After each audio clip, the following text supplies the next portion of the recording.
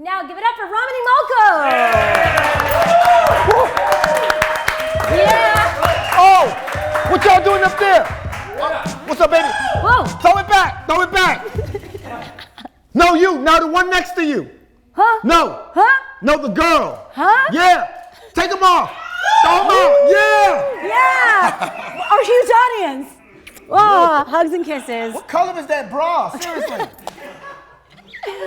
Wow, How you doing? you're a master manipulator. You're gonna make people do crazy things. Yeah, I just, man, look at, wow, what all these people. Amazing. Hold it Thank down, you. y'all. Yes. Hold it down. That's what I'm talking about. No, really, seriously. Took me a second to catch on, but I was there. Nice to meet you, man. Yo, pleasure to meet you, Jackson. What's up, Welcome man? back. It's been a while. It has been a while. Yeah, I moved to New York, so you know. Oh no, I Fellow see. New You're pulling the East Coaster thing. I did the East Coast thing. I was living here for a long time, and you know, I was like, I paid my dues. You know what I'm saying? So it was time to move back home. And you had a busy year. I mean, you were in 2012's probably the biggest blockbuster, Think Like a Man. That's true. Oh, right. Yeah, I was so proud of you, like to see that. That was so awesome. One of the most gratifying things about that, if you really want to be real about it, is like, you know, I come from the crossover side of things. Think Like a Man. It was my first like real black production that I've ever been involved in. Yeah. And so I didn't know this, but when there's a black lead in the film, because you know, you do 40-Year-Old Virgin, you do Baby Mama, you do Blades of Glory, Weeds. It's like when you do a press junket, right? Mm-hmm. It's multiple floors in a hotel of just press. And when you do a film with like a black lead, it's just a small fraction of that. And I didn't know that. Oh. And so when we showed up to the press junket, I actually thought we were in the green room. Like I was like, that was it. And why do you think that is? I think that the way that the industry's old business model of, you know, how black leads translate in film, I think that their business model says that, you know, it's usually to a specific audience.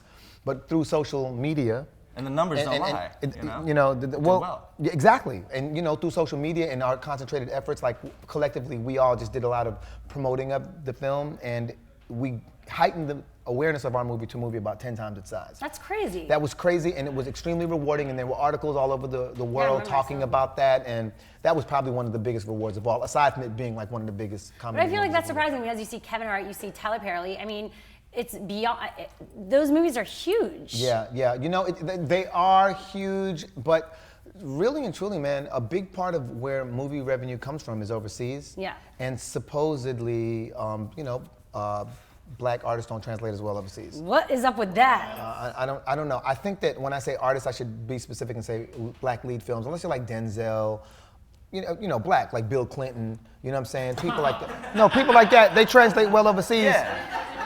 Right? But then you got Little John, and you've got Drake, and you've got Lil Wayne, and you've got West? Kanye, who translate very well 50 overseas. Cent? 50 Cent, exactly. So, you know. Rappers versus actors, black actors, that's an interesting. Yeah, it's a trip. There's someone should do a PhD about that. I know. You know, I don't want to get too deep. I come on the show and I always get into this, you know what I'm saying? So, but you've been busy. You know, we loved your Tiana Jackson character, but when are we going to see it come back? Like, what's up with that? That's, believe it or not, I actually came out here and that's exactly what I've been doing. Last year, let me explain what Tiana Jackson is, first of all. He's an ex-convict turned motivational speaker. So that's the best kind. Right, exactly. And so, you know, I put in these teeth and I play this character. You can't really tell that it's me.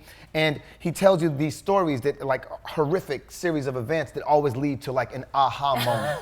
You know what I'm saying? So, like, he calls himself the street rendition of the Oprah show, right? That's amazing. And so, he doesn't give out gifts though. He no. doesn't give out cars. He just gives out like parking tickets. No, he gives out gifts and stuff like that. He'll give out a gift from time to time. You know, like I think last week on the show someone won a hacksaw. Nice. Oh. And yep. High end. No, definitely. He has the Tijuana Jackson Happy Meal, which I think is Doritos, Coke 45, and 2 rolls of 2-ply toilet paper. Because you know, in prison it's hard to get that 2-ply. You always get that. Yeah. So. She would know. Yeah, I would totally know. And listen, it comes from a very passionate place with me, like, believe it or not. Yeah, let's talk about this because we were talking about like that whole mentality and traditional versus new media and like how we just always go against the grind and people might be surprised that you have that mentality as well. Yeah, absolutely. Now, is it okay that I just go and keep it No, raw? bring it on. All right. Let's go deep. Look, first let me preface with this. I actually just tweeted it. It's like, you know, back in my day, rap songs didn't make you a gangster, right? A rap sheet might actually make you into a fucking gangster. You see what I'm saying? And so I will start by saying that because with TJ, I grew up in the street. I really grew up in the street, and people go, "Oh, they have problems distinguishing my race." But I grew up in the street, and I grew up around really street people, and my pops was crazy, and my pops did a lot of stuff in front of me that kids don't usually witness. So that's a side of me that I don't necessarily honor, but Tiana Jackson has given me like an outlet to expose that. And also, I've seen a lot of kids grow up like my brother and I whose parents were, they were young and maybe not necessarily ready to have kids at the time that they did. And so there's this whole generation of kids that I see that are kind of like, they have all this energy, but they're very misled by the propaganda and the things that are being fed to them. They've been conditioned to believe, and they know something's up, but they can't place a finger on it. Tiana Jackson is my way of telling you what that is in a very slick and kind of rude and crazy way. So I get to be, when I was a kid growing up, in my neighborhood, you couldn't tell a street kid nothing unless he was from the street. So TJ personifies this dude, this ex-convict, you know what I mean? You should be going to schools all across the nation. You think I'm kidding? No, you should be like... TJ gets invited to schools all across the nation. Let's just make that really clear. He does. Okay? That's awesome. Yeah, and like and I'm not really kidding. Like, I'm very, very passionate about it. I just don't want to do it in the conventional way because no one's listening to that. So it starts off like as a comedy thing, but then you're able to kind of express yourself and what you've been through in the comedic side, but still tell a story. Yeah, it has there's a moral real things you're trying to communicate, but you're using YouTube. Is that why you decided to jump more into YouTube? It's exactly why. I don't know if you can notice, but I have issues with network television.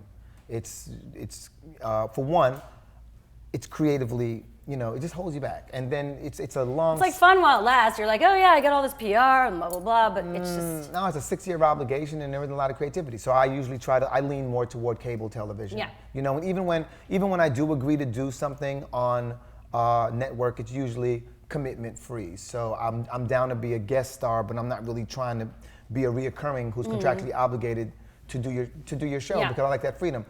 I think there's a lot of people being neglected. Like, everybody wants a sponsor now. So things have gotten so clean cut. I want to do the shit that like Richard Pryor meets Aristotle. And you figure it out. You know what I'm saying? That's my shit. You're hanging out with some YouTubers too. You're hanging out with YouTubers like Day Storm. Yeah, that's my dude. Even Keegan-Michael Key, who's like also been really good at the crossover. Yep, those are my dudes. So you're gonna be doing more of that. Ray William Johnson, all of that. Look at you. Yeah. You're running with the high rollers. Well, you know what? I really have a genuine appreciation for the space. I've been earning a living on the internet since 1997. Really? Yeah. So it's not new to me. Yeah. And really, everyone's having the exact same challenge, which is figuring out how to monetize it, but also increase the quality of entertainment, like you guys have. Yeah. Do you have any Weeds info to reveal here? Because you did tweet something. Yes, I did. All right, so do you have a little nugget? I got a little nugget that I want to give you about Weeds, which a lot of people have been hitting us up like, where's Conrad? Was that your real ass? Was that a prosthetic ass? Is the show coming back? And I got some really interesting news today, which is that first, Jenji Cohen has this new show called The New Orange, which is going to be for Netflix. Sick. Oh, so another Netflix show. Yeah, and it's kind of like Martha Stewart. It's kind of like Martha Stewart goes to prison kind of thing. Okay, that's never happened. Right? That would never happen. Okay, it's kind of like one of them things. And as far as Weeds goes, you're gonna love this. Bring it on. It's never coming back. And season 8, that's a good run. 8 seasons is a really good run. And I was lucky enough to be invited back for the 8th season of Weeds. Nice. Yeah. But which we've already done. So if you haven't Netflixed it yet, Netflix it. And then I want to make another announcement. I just watched House of Cards. That's a big... Damn! Damn!